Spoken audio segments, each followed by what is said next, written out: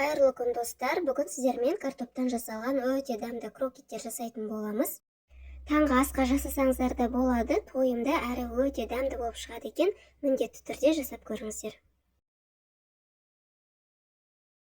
Алдымен картошкаларды асып, жақсылап езіп аламыз. Езілген картошкамыздың үстіне тұз, паприка және де жүгері крахмалын саламыз. Мен көк пияз қосатын боламын, сіздер қалаған ас көктеріңізді қоссаңыздар болады. Барлығын жақсылап араластырып аламыз. Сырды видеода көріп тұрғандарыңыздай ұзыншалап төртбұрыштап кесіп аламыз.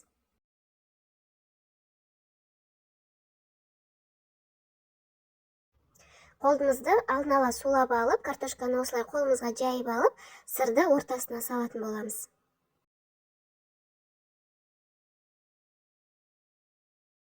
Картопымызды ұнға аунатып аламыз. Одан кейін жұмыртқаға батырып аламыз.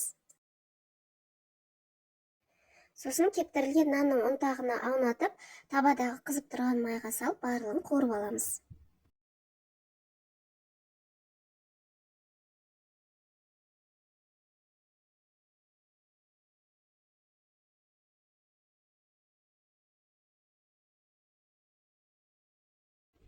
Мінекей біздің таңғы асқа картоптан жасалған крокеттеріміз дайын.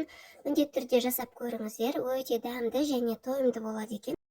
Видеом сіздерге пайдалы болса, лайк басып, арнама тіркелуді ұмытпаңыздар. Назарларыңызға рахмет.